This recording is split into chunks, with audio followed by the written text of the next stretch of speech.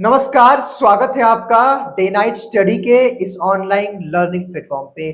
बच्चों, हरिश्चंद्र महाविद्यालय में इस बार काउंसलिंग की प्रक्रिया पूरी तरह से ऑनलाइन होने वाली है। उसके बाद फिर से आपका ऑफलाइन एक बार वेरिफिकेशन होने वाला है। और ऐसे में आज इस वीडियो के माध्यम से मैं आपको बताऊंगा कि अगर आपका बीकॉम कोर्स है और अगर आप बीकॉम कोर्स का ऑनलाइन काउंसलिंग करना चाहते हैं या करेंगे तो किस प्रकार आपको ऑनलाइन काउंसलिंग की प्रक्रिया करनी है, स्टेप बाय स्टेप किस प्रकार आपको अपने डॉक्यूमेंट्स को अपलोड करना है, किस प्रकार अपने डिटेल को डालना है और किस प्रकार आपको एंटी रैगिंग का फॉर्म डालना है, उसमें फिल करके वो सारी बातें एक एक स्टेप्स, साथ ही साथ अगर सब्जेक्ट प्रेफरेंस की बात आएगी तो किस प्रकार आपको प्रेफरेंस लेना है, वो सारी बातें एक एक करके आज इस वीडियो के माध्यम से मैं आपको बताऊंगा। इस वीडियो को बहुत ही गौर से देखिएगा, मेरी हर एक बात को ध्यान से समझने का प्रयास करिएगा और अपने दोस्तों तक इस वीडियो को जरूर शेयर कर दीजिएगा। और साथ ही साथ आगे इस प्रकार की अपडेट के साथ बने रहने के लिए सब्सक्राइब करके बेल आइकन को जरूर प्रेस कर लीजिएगा।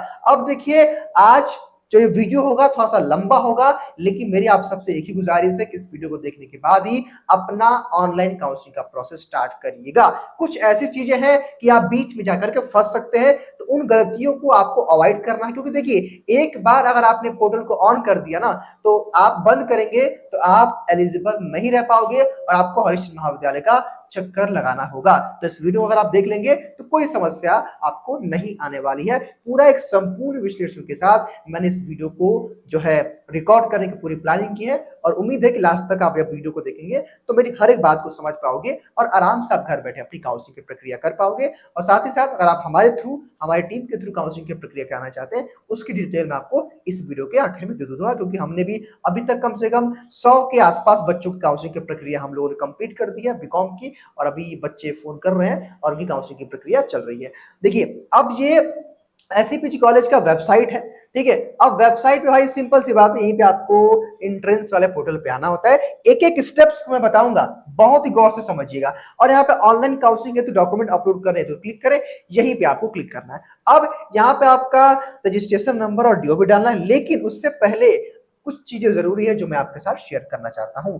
अब जब माफ करिएगा, जब आप काउंसलिंग की प्रक्रिया करेंगे तो कौन कौन से डॉक्यूमेंट्स है जिनकी जरूरत पड़ेगी, वो क्या क्या स्टेप्स जो आपको करने हैं, इसको जान लेना अति आवश्यक है। उस पोर्टल को ऑन करने से पहले आप ये जान लीजिए। अब इंपॉर्टेंट कौन कौन से डॉक्यूमेंट्स है जिनकी जरूरत पड़ने वाली है, जरा हम एक नजर डाल लेते हैं।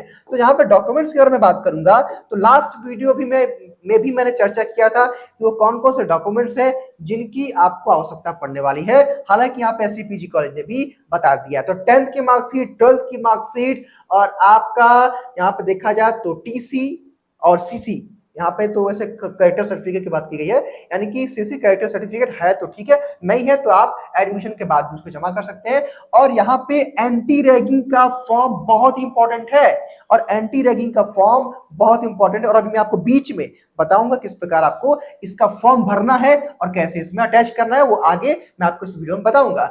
तो ये आवश्यक, इसके बिना प्रोसेस आगे नहीं बढ़ेगा।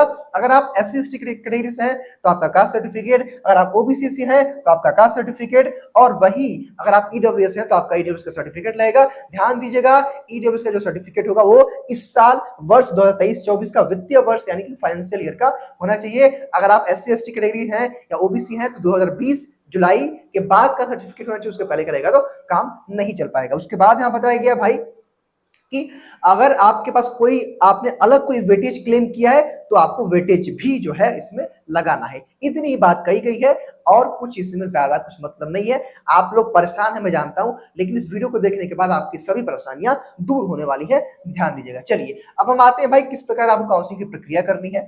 अब लेकिन उससे पहले कुछ और बातों को जान लीजिए। अब सबसे जो बड़ी बात है बच्चों, अभी मुझे सुबह से कम 60 से 70 कॉल्स आ चुके हैं जिसमें बच्चों ने कहा है कि सर जब मैं बीच में गया था, सर मैं जब अंडरटेकिंग का सोचा कि मैं फॉर्म भर लूं तब तक से मेरा एग्जिट हो गया और सर मेरा फिर से काउंसलिंग नहीं हो रहा है। तो कहने का मतलब ये बच्चों कि ये जो काउंसलिंग का पोर्टल है एससीपीजीसी का, ये एक बार ही ओपन हो रहा है। हालांकि हम लोग कल जाकर के एप्लीकेशन दे करके इसको सही कराएंगे कि एक और छात्रों को मौका दिया जाए, ये हम लोग काम करेंगे। लेकिन फिर भी आप गलती क्यों करते हैं भाई? जब हर चीज हम आपको बताते ही हैं, बताने वाले हैं, तो आप गलती क्यों करेंगे? ठीक है, गलती मत करिए वरना फिर चक्कर लगाना पड़ेगा, वहां जाओ यहाँ जाओ, फिर दिक्कत होगा आपको, ठीक है, समय भी जाएगा आपका। तो कहने का मतलब ये है कि काउंसलिंग करने से पहले ही आपको भर देना, यानी कि जो अंडरटेकिंग का फॉर्म होगा, जो अभी मैं आगे दिखाऊंगा, मैंने भर लिया है, तो अंडरटेकिंग का जो फॉर्म होगा अभी मैं दिखाई देता हूं आपको, उस फॉर्म को आपको पहले ही भर लेना है। उस फॉर्म को आप जब भर लेंगे ना, जब आपको उस फॉर्म को भर लिया, उसको फॉर्म को भर के उसका फोटो क्लिक करके पीडीएफ बना लेंगे, तब आप यहाँ पे पोर्टल ऑन करेंगे ऑनलाइन। उसके बाद ध्यान दीजिएगा, काउंसलिंग शुरू करने से पहले अपने सभी डॉक्यूमेंट्स को स्कैन करके आपको अपने पास रख लेना है। उसके बाद क्या बताया गया है कि पोर्टल एक बार ही खुलेगा। भाई ध्यान दीजिए, अगर आपने बीच में कट करके कुछ सोचा, कुछ मैं किसी का फुल उठा लूं, सोचा कि आपने कुछ और मैं देख लूं, या बीच से कट करके कोई मैं डॉक्यूमेंट देख लूं, तो ऐसा कुछ नहीं कर पाओगे आप। अगर आप काउंसलिंग कर रहे हैं तो काउंसलिंग ही करेंगे। और मैं आपको सुझाव देना चाहूंगा कि प्रयास करिए कि आप लैपटॉप से ये प्रक्रिया करिए, मोबाइल से समस्या आ सकती है। कई सारे बच्चे हमारे यहाँ कॉल कर चुके हैं, कई सारे बच्चे समस्या में फंस चुके हैं, तो आपको इस समस्या में नहीं फंसना है, घबराने की आवश्यकता नहीं बच्चों। डीएनएस भी आपकी इसमें हेल्प कर रहा है, तो इस वीडियो का डिस्क्रिप्शन बॉक्स में विजिट कर लीजिएगा और आप हमारी टीम के थ्रू भी काउंसलिंग करवा सकते हैं। अब भाई यहाँ पे देखिए, अब इंपॉर्टेंट डॉक्यूमेंट्स क्या क्या है मैंने चर्चा कर दिया। अंडरटेकिंग का फॉर्म किस प्रकार भरना है, आइए वो मैं देख लेता हूं। और आप ध्यान दीजिएगा, पोर्टल तभी ऑन करिएगा, पोर्टल काउंसलिंग की प्रक्रिया तभी शुरू करिएगा जब सारे डॉक्यूमेंट्स आपके पास रहे। चलिए अब यहाँ पे देखिएगा, एक ही बार काउंसलिंग का पोर्टल खुलेगा, फिर से नहीं खुलेगा। आइए अब यहाँ पे देखिए, अब भाई बच्चा एक काम करते हैं, हालांकि हम प्रोसेस से शुरू करते हैं, बाद में जब अंडरटेकिंग की बात आएगी तो मैं आपको भर के दिखा दूंगा, ठीक है, लेकिन पहले हम लोग प्रोसेस को शुरू करते हैं। अब यहाँ पे आपको डालना है रजिस्ट्रेशन नंबर और डीओपी। आइए मैं इसको डालता हूं, उसके बाद में कंटिन्यू करता हूं। लेकिन बच्चों इसको भरने से पहले जो अंडरटेकिंग की बात कही गई है, आइए हम जरा उसको देख लेते हैं। तो देखिए ये है आपका अंडरटेकिंग का फॉर्म।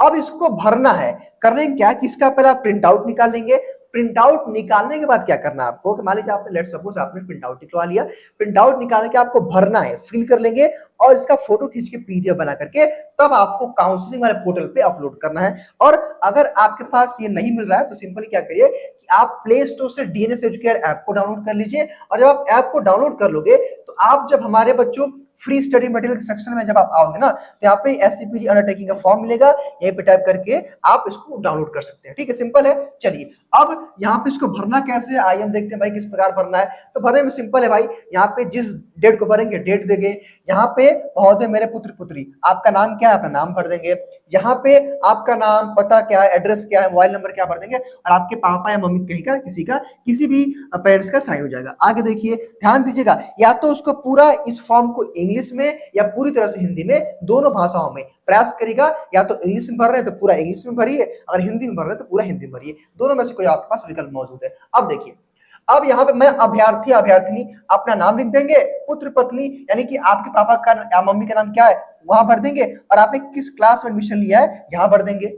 आइए मैं थोड़ा सा पेन ले लेता हूँ। चलिए उसके बाद आगे आइए, ये कर दिया, फिर सेम है, आपको अपना नाम, पापा का नाम, मोबाइल नंबर, कक्षा, रोल नंबर छोड़ देंगे आप लोग, रोल नंबर आपको मिला नहीं है, कक्षा मतलब जो भी कोर्स होगा आपका, कोर्स का नाम भर देंगे और यहाँ पे साइन कर देंगे, यहाँ पे डेट दे देंगे, ठीक है। तो इतना ही सिंपल सा काम करना होता है। इसको आप पहले भर लीजिएगा और भर करके फोटो खींच करके पीडीएफ बना करके ही काउंसलिंग की प्रक्रिया को शुरू करिएगा, जैसे मैं शुरू करने जा रहा हूँ।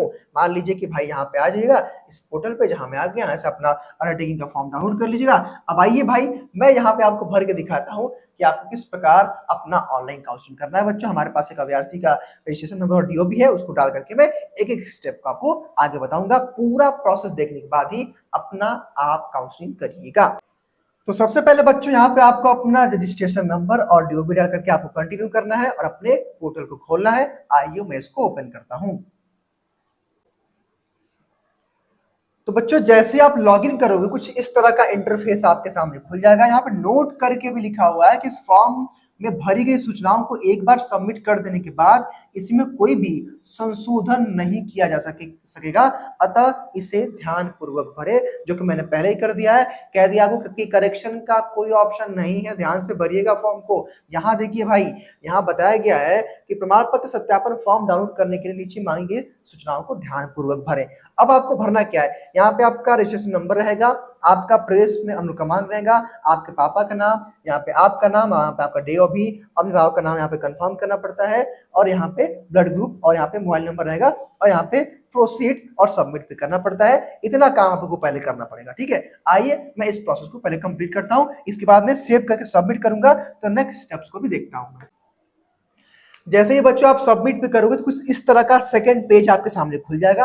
अब सेकंड पेज यहाँ पे हाई स्कूल का मार्कशीट, इंटरमीडिएट का मार्कशीट और सर्टिफिकेट है जो कि रिक्वायर्ड नहीं भी है। अगर आप चाहें तो भर भी सकते हैं, नहीं भर सकते हैं। हाँ, यहाँ पे मैंडेटरी क्या है, आपका अंडरटेकिंग है और चूज फाइल करना है, ठीक है। तो आइए यहाँ पे मैं इनका 10th का मार्कशीट अपलोड करता हूँ, 12th का मार्कशीट अपलोड करता हूँ। जो अभ्यर्थी, चूंकि देखिए मैक्सिमम बच्चों के पास सर्टिफिकेट नहीं होता, तो इसको आप छोड़ दीजिएगा, नो कर सकते हैं आप लोग, ठीक है। और लेकिन हाँ, करेक्टर सर्टिफिकेट आपके पास है तो बढ़िया है, अगर नहीं है तो ध्यान दीजिएगा, जब आप ऑनलाइन काउंसलिंग कर लेंगे, जब आप ऑफलाइन वेरिफिकेशन कराएंगे तो उस समय करेक्टर सर्टिफिकेट की आवश्यकता पड़ेगी।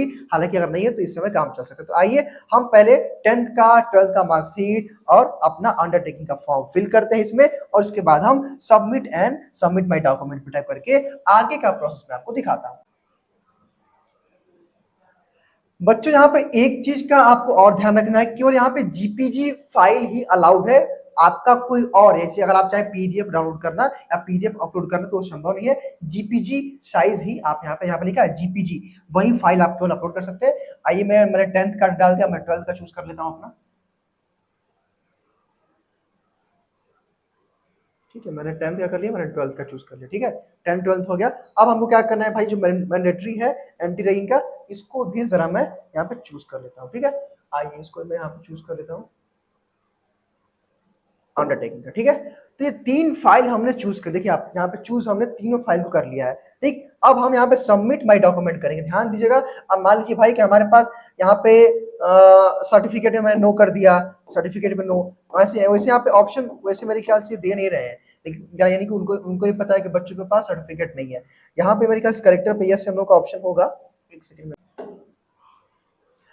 यहाँ से आपको एससीपी से पूछेगा सबमिट करने से पहले कि are you sure you want to finally upload your documents, when you click okay you will not be allowed to make any changes further. यानी कि अगर आप एक बार डॉक्यूमेंट सबमिट कर देंगे तो कोई परिवर्तन नहीं कर पाएंगे। पहले से ही मैं बात कह रहा हूँ। तो बच्चों जैसे ही आप उस पर टैप कर दोगे, सेव करने का ऑप्शन आ जाएगा और यहाँ पे क्लिक हेयर टू प्रिंट का ऑप्शन आएगा। यानी कि आप अपना जो रजिस्ट्रेशन का प्रोसेस है, यानी कि काउंसलिंग का प्रोसेस है, ये कंप्लीट कर लिया आपने, ठीक है। इतना आएगा। और भी कुछ चीजें हैं जो थोड़ा सा, अब बच्चों हमें यहाँ पे सिक्योरिटी का भी ध्यान रखना है, प्राइवेसी का भी ध्यान रखना है, इसलिए मैं कुछ चीजें आपको छिपा दे रहा हूँ। और हालांकि आइए मैं आपको कुछ और चीजों को दिखाने का प्रयास करता हूँ। तो उसके बाद देखिए बच्चों, जो भी इनका डॉक्यूमेंट इनका अपलोड हुआ है, यहाँ पे इनका जो डॉक्यूमेंट है 10th का, 12th का और इनका जो है इंटरमीडिएट का। हालांकि मुझे लगता है कि इंटरमीडिएट वाला लास्ट ईयर ही लिया है, और ये वाला यहाँ पे अंडरटेकिंग, ठीक है। इतना ले लेगा तो यही रहेगा, मतलब ये आपकी काउंसलिंग की प्रक्रिया कंप्लीट हो गई, ठीक है।